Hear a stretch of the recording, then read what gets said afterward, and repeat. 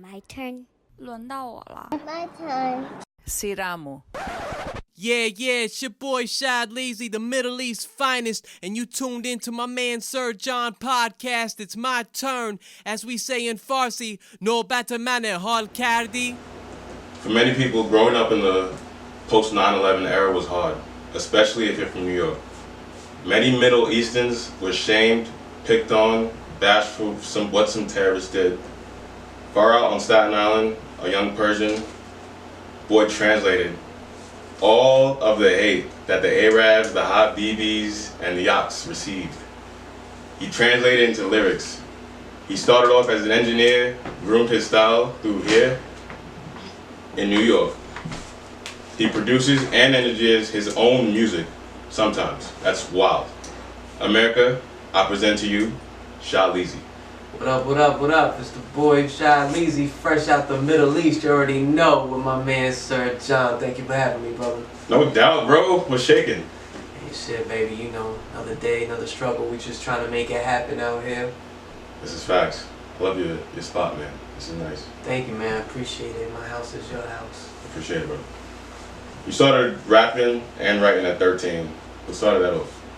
Well, I mean, it's like 13 is when I really ventured off and really got into writing, but you know, I feel like every MC kind of has like that similar story. Like it started 13 when I started rapping, and then like before 13 I remember being just like 10, 11 years old, imitating my favorite rappers at the time, and then I remember just like, I remember hearing Tupac, and I was like, I just remember like the messages in his songs, and I was like, yo, I want to make music like that.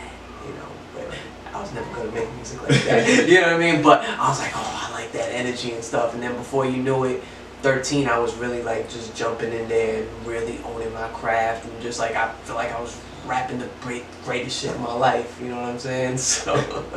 What was it about middle school that made you realize it's rapping and it ain't basketball?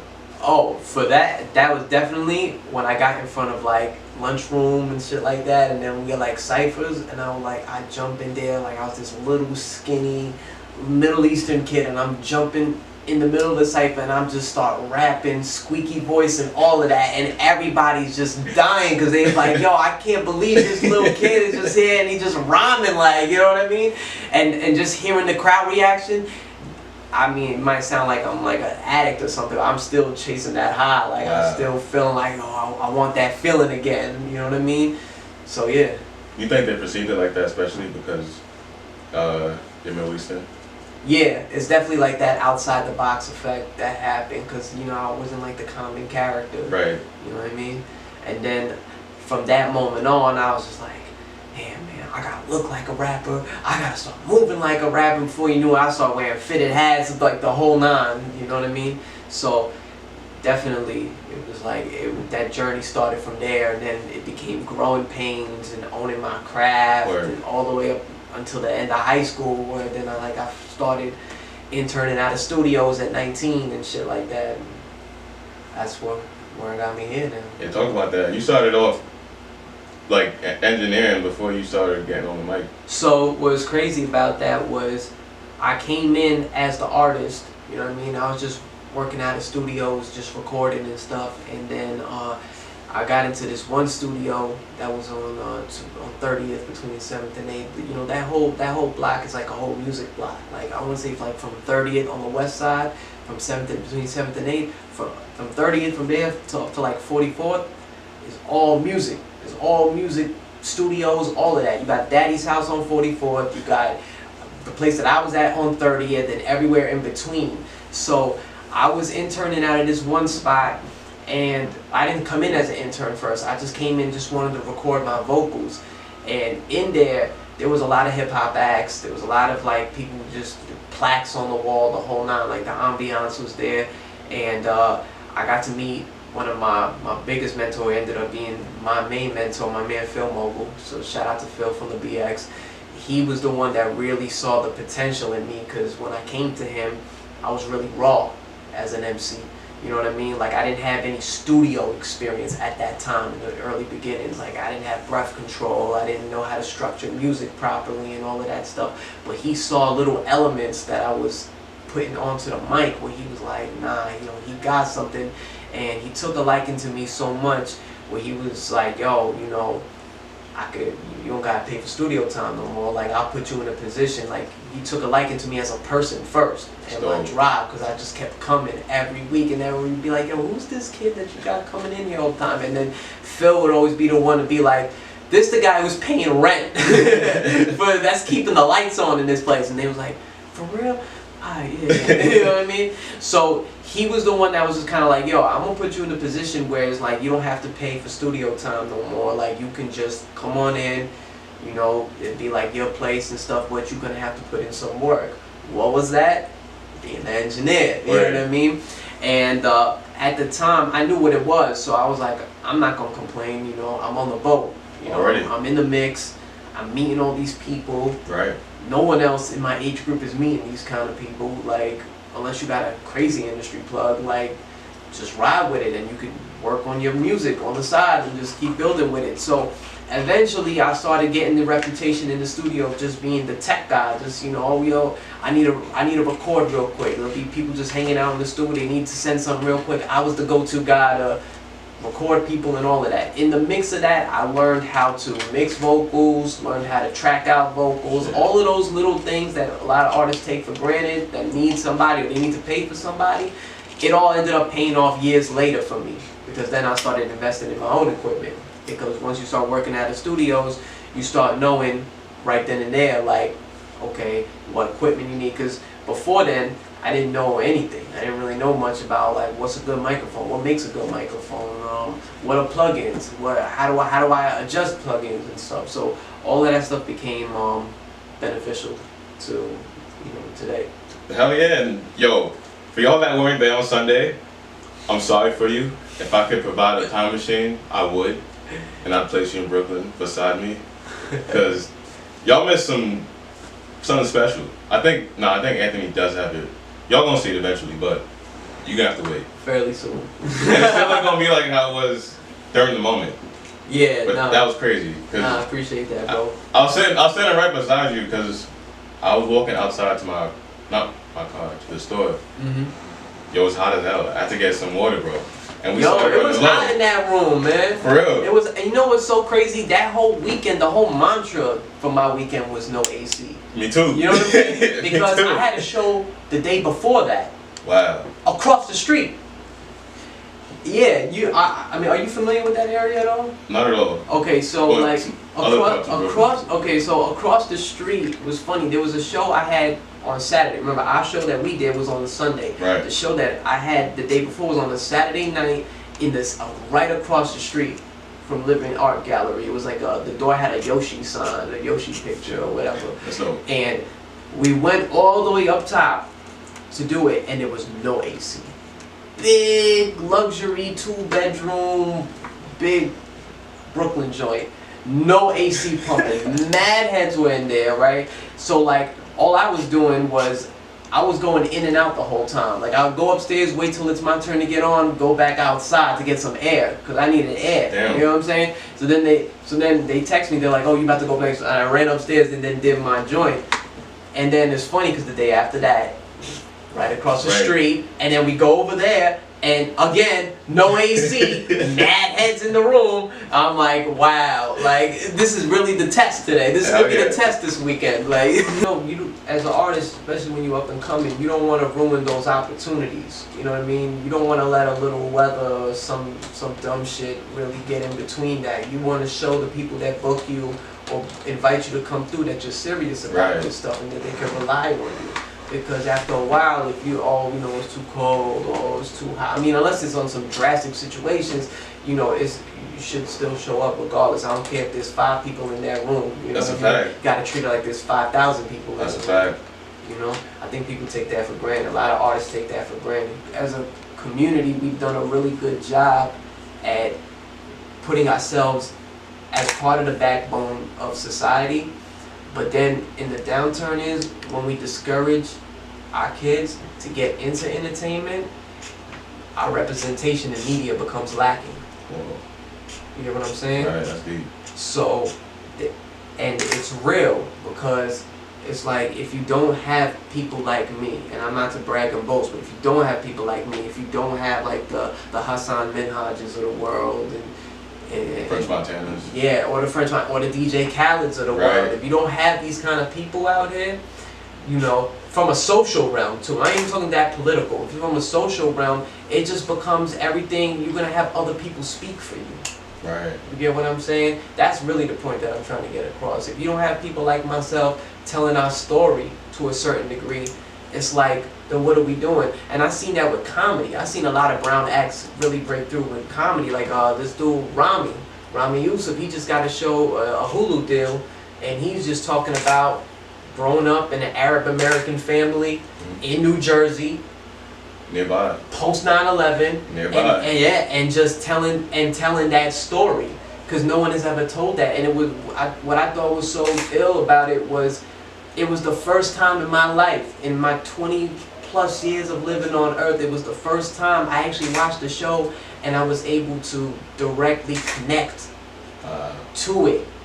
Because my whole life I watched shows that I had to metaphorically connect with. You know what I mean? I watched The Fresh Prince, and I'm not black, but I had to connect to it in a different way. Right. Because I was like, oh, this is funny, and it has a cool message, and I can relate to it in a different way. But then when I saw the show Rami, and I saw the jokes that they was kicking and the cultural references they were pointing out, I was like, yo, this is my childhood right here. Like, you know what I mean?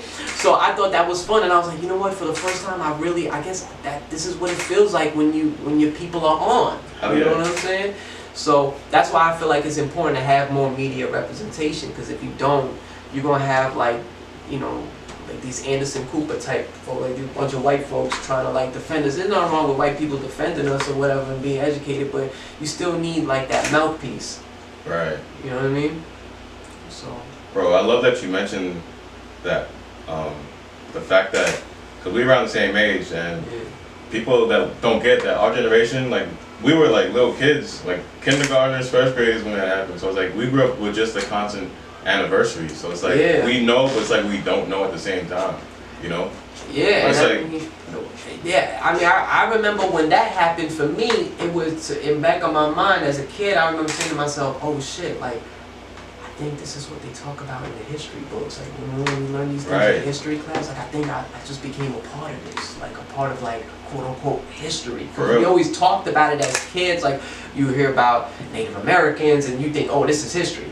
You know what I mean? Or like the Revolutionary War. You think of like that's when you growing up, you learn these little historical moments. So then when like something as big as that of that magnitude happened at a childhood age, you're like, oh.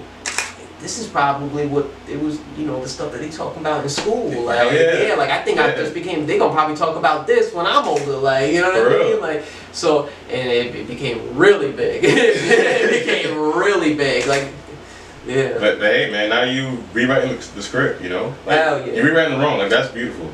Like there's so much, the things that happen in the city. The guy in the subway a few years ago, the person in Times Square back in 2010. I'm like, yo, what's going on? But it's like now, like you got guys like DJ Khaled, French Montana, yourself on the rise, incline, going this way. It's like this is beautiful because more people are gonna come to America, get their green cards and file, and try to get approved, do anything to fight and get here. Whether even if it means to serve in the military, but you're helping them, and it's amazing. No, it's definitely, man. I appreciate that. No doubt. Eminem.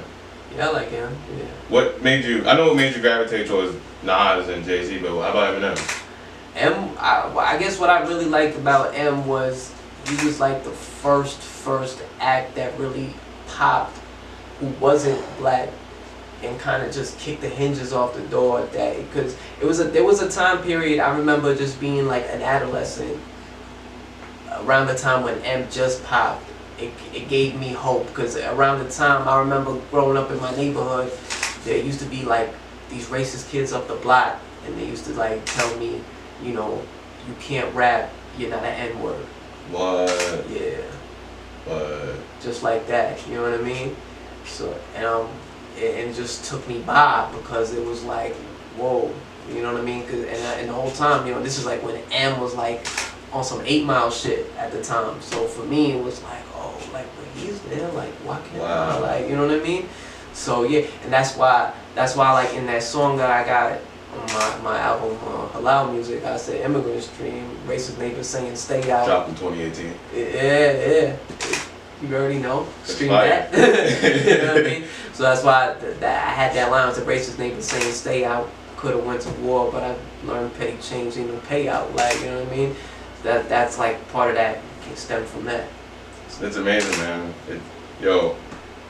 It's amazing, man. For real. Yeah. Like that. Quran Chronicles. That was the first. That was the first one. It came Yeah. out 2016. Yeah. That was fire too. Appreciate that. Talk about that. Like, Oh, what it was like going into it. So that one was really interesting because that was when we finally figured out what the sound was gonna be. Because before then, I was just trying to figure out like what kind of artist you want to be. Because everything prior to that, I was just trying to sound like my favorite rappers, but I had no real direction. You know, I had put together a little demo before that, and it was just like a compilation of different kind of records. I had lyrical records, like struggle records. I had girl records, Right. party records. Like I was just trying to sound like anything and everything that was out. And because when I was interning at studios, I was hearing all these different acts. So I was just trying to like mimic everyone else's styles to think like, oh, maybe that's gonna help me get over the top. Right. And I found out no, it didn't. It was a big major fail. You know what I mean? But it was a great lesson because the Quran Chronicles project came out, and the first track that we did was Quran Bars, and that was the song where it was like that song inspired the whole project. So with Quran Bars, it was like, yo, I want to make a song like for my people. That was the original thought. I was gonna make a song for my people, and I wanted to talk about all these little references that I think Middle Eastern people can understand. And what ended up happening was when I released it, it started touching different demographics. You know what I mean? Christians, Jewish people, Muslims, like everybody was like, yo, Quran bars. I spit Quran bars. I was like, what? Like, you know, lyrical martyr, marksman, I'm marking you. Word. That was really like the cornerstone of like the whole movement. And once that happened, I was like, I think I got this. I think I know what to do, you know. And the only thing that worried me was, you know, am I limited? Like, how much of this can I talk about? And then here we are. We still on it. You know what I mean? And people love it more and more because it just keeps getting better and better. I love how you mentioned that because I was just gonna say, was that the song that influenced you to teach you your genre of how you gonna rap? Yeah. You talk about your people the most. Yeah. That was the song. That was the song that was like, yo, when they hear you, they know what they gonna get. Hell yeah. You know what I mean? And it taught me how to have identity because it's like any rapper you hear, they all have a signature sound. Right. Everybody can dabble with different stuff from time to time, but like if you listen to a Drake project, you know what the signature Drake sound is gonna be. Like Drake will jump and do different stuff. He'll dabble with other stuff, right. But you know his pocket is the girl records. You know, you already know how that's it. Cole, you already know what he's gonna do. Storytelling, Black Power, right. The whole nine. Mental health, right. That's his pocket. You know what I mean? He'll play around, he'll do records with Young Thug, but then he knows when it's time to get back to that pocket. He knows, Ross, I'm a boss. Like that's it. He gonna talk about that boss shit. Shah Leezy, the Middle East. Middle East finest. I love it. I love it. I love it because I remember, when was it? French Montana's last album, Jungle Rules? Yeah. 2016? Yeah. 17, I believe. One of those I think years. it was 17. 17, yeah. Yeah. He had a video where he was in, what's French from again? Morocco. He said Morocco's the craziest hood. I don't know what y'all talking about, Brooklyn, Queens, Harlem. And it's like the way you rap about it, I kind of feel like I'm looking at the craziest place ever, but at the same time, you're saying how beautiful we are. We ain't here to cause chaos. Like, y'all gotta stop violating us. And especially in your song, Freedom. Oh, of course, yeah. The music video. I got that feeling again. Yeah, well, Freedom was like definitely one of those records that that was like my coming out party. That was like, who Leezy? Is he person to A-Rap? Like, you know what I mean? Like that was the, you know, like, I remember when I made that song, I made it in my parents' basement, and I sent it to my man Phil, who again he was very instrumental in everything that we doing, and I sent it to him, and he texts me back, and he goes, "You have arrived," just like that, in those simple words. Yeah, and then from that moment on, like I just knew I had something with that record, and it really elevated me to another level. It demanded respect from the people. Yo, speaking of that, whose idea was it to get Young Gemini on it? You? Or? Yeah, Young Gemini was somebody that I was actually Phil's artist at the time, and we was at the same studio. We was at the same studio together. Shout out to the Bronx. Yeah, shout out to the BX. And at the time, I didn't have no singers, and he could sing and he could rap. Hey, I know artists that they're comfortable in the booth, just like you said you are, but when they get on stage, they frighten up. Well, that's another game though. Like the whole artistry thing is like it's like a pie chart, right? So it's like you gotta own your craft in the booth, like how to really decorate your records and stuff, and then you got the visual game, right? And you gotta learn how to present yourself in front of the camera, how you stand, how you move, how you project yourself, the concepts to your video. That's a whole lesson in itself, a couple lessons. And then you got your performance game, you know what I mean? Right. And then you got your interview game, you know what I'm saying? Right. And that's a whole other game. So it's just like owning your craft in each one of those realms. Now for some of us, you know, we have time to own these crafts. Then you have some acts who go viral. They're 17, 18 years old, and then boom, they've been putting out records, but then this one record just takes off, and now they go from just being in their crib to face with Charlamagne in the Breakfast Club. Right, you know what I mean? right. And now how do you deal with that? You know what I'm saying? Or you go from never performing a day in your life, and now you're out there in Coachella, and now there's thousands of people. Right. And like how do you perform? Like how do you move around? That's why a lot of acts, you know, their performance game gets better with time. Like they're in front of the camera at such an early age, and they're really like novices at it. And then finally, with time, hopefully, if they can last long enough, right, you see how much more mature they get in front of the stage. You see a lot of country artists. I find amazing guys like Billy Joel, still putting out shows, selling out concerts. Yeah. And he's been doing it forever, but it's amazing because why is it that some rappers don't do that? I mean, the thing is, well, first of all, hip hop is young. It's still relatively young compared to like other genres. I think we're gonna start getting into that more, especially the guys like the Hobes of the world, right? Who just had the B-Sides concert and stuff, and you know, and the market that he's setting up for that, it's going to allow that. Culturally for us, it's always been like a young man's sport, unfortunately, in some ways, because it's like the new hot act comes in, you know, and if you're like, you know, what, 15, 16 years old, do you want to see the new hot young act, or do you want to watch Rakim perform? And you know what I'm saying? Right. And it sucks because Rakim is the god, right?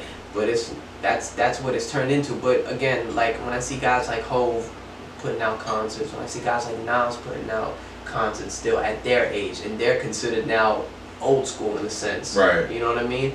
I think it sets precedent for the future.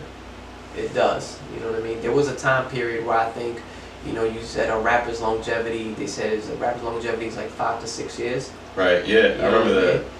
And I mean, now and even guys like M too, like he could still sell shit out like nothing, right? So I feel like these guys kind of set precedent for the future, right. Where it's like, yo, when you grow up, like I can see Cole selling stuff out at 40.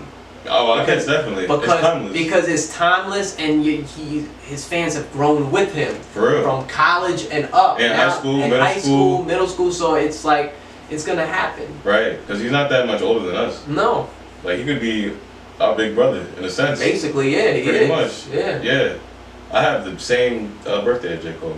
Shout out to you, J. Cole. Yeah. January 28th. That, believe it or not, that song, January 28th and December 4th by Hov is really what inspired March 2nd. Wow. Yeah. I ain't ever told nobody that. You can talk about it, man. Yeah, because a lot of people, like, I remember you hit me on the text, you're like, yo, March 2nd is fire, blah, blah, blah. And what really inspired that song, well, it wasn't just from listening to them, but when I heard the beat and I started rhyming over it and everything, I just felt reborn, and I'm like, yo, this is the time, this reminds me of, like, the title just reminds me of my birthday or something, Right. and just like, it just gives me the January 28th vibes, it reminds me of December 4th vibes from Hope, so it's just like, yeah, nah, this is it. For real. This is it. It's amazing, man. Speaking of Hov, did you know how I said Cole and I got the same birthday? Mm-hmm. Did you know Jay-Z and Fred Hampton? He's one of, like, pioneers in the Black Panther Party. I know Fred Hampton. Yeah, he was killed the same day Hov was born. Oh, yeah. Yeah. I know he was killed the same day as Hov. He says in one of his songs. Oh, yeah, Murder to Excellence. Yeah, Murder to Excellence. Watch the Throne. Watch the Throne. Yeah, with Kanye. Yeah, Fred Hampton died, so I'm out here living on my post-demise. Uh-huh. Yo, I'm in tune, trust me. I feel you, man. But it's like, that's crazy. Like, things like that in history. Yeah. I read something in, what book was it? $1 Million Slave, I think. Yeah, no, $40 Million Slave. Mm-hmm. And the day Martin Luther King gave his speech was the same day I think Michael Jordan was born. Really? Yeah, if I'm not mistaken. It's something like to that degree. But I'm like, that's amazing. So you kind of like passing the baton in a sense. It's just funny, yeah, moments in history, and then like certain people get born, you're like, whoa. For real. Yeah. You sure he was born that year? Mike? Not Mike, but yeah, Mike was born 63. I think 63. Jordan? Yeah, Michael Jordan was born 63. Okay. Someone Google I'll it, take your word for it. Because I'm just saying, because yo, he played to 2003. Like, For so real. I'm just like, damn. Yeah, he was born in 63. Yeah, he was. Yeah, I'm pretty certain. But Let's go with your word, but I'm right. not even going to force you on that. There's some rapper who's up and coming. Someone mentioned it to me like a week ago that he was. I think my boy Chris. He said that such and such is born the same day Tupac died. I forget who. Ooh. I don't know. There's some rapper. We could Google it if we have. What's my phone at? 13, But it's like 87. from Tupac was killed September 13th, 96. No, he died. Died. Boy, I said born. My fault. Yeah. Oh, yeah. wait. He was born January 6th. 1671. Yeah, January 6th, 1971. Right. Yeah. Yeah, and I think he died September 9th. September something. I know it's 96. Same day Tyson had a fight. Yeah. Yeah. He got shot, and then he died on the 13th. Yeah, right. He lived for 7 days. Right. Exactly. Yeah. That's wild, man. Yo, there's some case like that recently. These kids, bro, people are wild, man. And I hate that people just depict it to be people that are from the Middle Eastern, or people that are black, or people that are from Harlem, or Brooklyn, or like Newburgh, or just crazy parts of Staten Island or Long Island. Yeah. Where it's like, there's wild shit that happens everywhere. I read on the news lately that this is in, I think, Michigan. These kids were tossing rocks out an overhead pass on the highway, and it killed some guy. But it's like, what's up with that? Like, That's fucked up. that's what I'm saying, bro. That's fucked up. That's this is that's the a world. little bit of too much teenage fun going too wrong. Right. There's definitely nobody there to tell them like, yo, that's not cool. Because they probably thought in their mind, yo, it'd be so hilarious if we just drop some shit in the highway and they fuck them shits up. But you don't Crazy. realize somebody can probably die. The guy died, bro. Yeah. It's crazy. Yeah, no cool, man. Not cool. And they had the nerve to request for juvenile detention. I'm like, y'all are wildin'. Thankfully, it was rejected. Shout out to that judge. Dead ass, bro, because that's just Sad on wild. both ends, man. It's a tragedy on both ends. It is. One life is lost and a couple kids' lives is ruined. Yeah. And when you hear stuff like this happen, and let's say you going somewhere soon, right, to fly out, and I know in your song Freedom, You talked about TSA and walking through. Yeah, yeah, that was my little light way of like poking fun at shit that we go through and stuff. You know what I'm saying? Just talking about TSA walked right past me. Then I woke up and them bastards grabbed me, tapped me, slapped me, dog. And they almost clapped me. Bed too long, thought I was packy. You know what I'm saying? Like just making fun of this shit, the stereotypes, profiling and things, and it becomes applicable. It taps into my community, and then it's relatable to a lot of minorities because a lot of minorities get profiled. Exactly, you know? exactly. It's a tragedy. And it's like, it's still going on today. And it's not, and also, you know, I just want to say this for the record, because I'm not trying to like score sympathy points, like, oh, yo, I got it so bad, and like, I'm not trying to do none of that either. Right. Like, you know what I'm saying? I'm just trying to, I understand like our experience is like nowhere near as like bad as like the black experience or anything like that, but as somebody who wants to be a part of hip hop, I still feel like we have a story that deserves to be told. Oh, I agree, totally. You know what I mean? Hell yeah. It's maybe not like as like romanticized as like shootouts, the bricks by the boatload and all this stuff. Like it's not as fly and cool as or whatever dramatic as that, but you know, it's still a story. For real. Oh, hell yeah, hell yeah, hell yeah. And like I said, man, you're rewriting the script, you know? Yeah. It's like you LeBron in a sense. You changing it for your own population. Oh, absolutely. We want to start a new conversation. You know what I mean? And yeah. You know, the city of Cleveland are now champions, and he gave it to them. And Exactly. you bringing them hip hop, like. Exactly. Yeah. No, I want to be able to hopefully one day make it to the point where it's like, you know, I pass the baton down to another act. Like I can't do it by myself. Like I'm gonna carry it, and then eventually I'm gonna pass it down. Like, all right, yo, I did this now. It's Right. you. It's your turn now. Right. You know what I mean? And just keep building it and building it. Being from Staten Island, you felt like you getting to the point. Well, I feel like you getting to that point. I don't care what nobody else says. Mm-hmm. But Wu-Tang, and there's been a gap, man. Like It has. no one is coming out. Well, we did have Mac Wilds. Shout out to Mac. Mac Wilds was he actually played the role of Michael in The Wire. Oh, dope. Yeah, and he actually like he used to he hung out with a lot of the Wu dudes and stuff, and he came out with an album a couple years ago. But now the public perception of Staten Island has always been like Wu-Tang, like they left such a major mark. Oh hell yeah, hell yeah. Where hell yeah. it's like, damn, like how do you get past that? Yo, being second generation, just like myself, how do you tell your parents, like, yo, I'm pursuing this music thing, and I don't care how you feel? That's hard, especially growing up in a Brown family, where it's like, nah, I want to do music, right? And then your parents be like, no, son. It's pronounced doctor. You know what I mean? So, That's so accurate. Yeah, you know, and for them, at first it was like hard because they just thought like this was just like a hobby, or like they was like, oh well, you know, what if you get bored of this after a while? Like, what are you gonna do and stuff? Right. And I always say for brown people, it's always the hardest, especially as a creative, it's always the hardest to like defy your parents and things, because you're always like in competition with everyone else's kids. But I didn't really give a fuck because I mean, maybe that's just like the American in me. I was just like, I don't care if such and such son is in the Caribbean medical school because he couldn't get into any other medical school.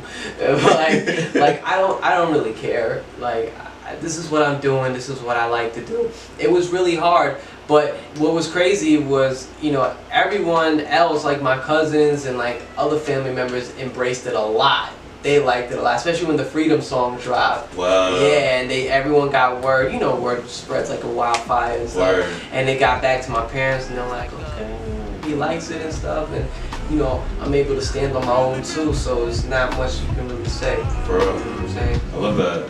This the things I be thinking when my world to be sinking. I would give you my dreams, you'd see it without even blinking. Hey, don't you leave them now. Leaving a king go by himself with just a worthless crown. That's sure to break him down. Hey, could it be you and me? We were bound to fall in love. Don't ever let them hear you say you had enough. You try to leave, but everything you see reminds of us.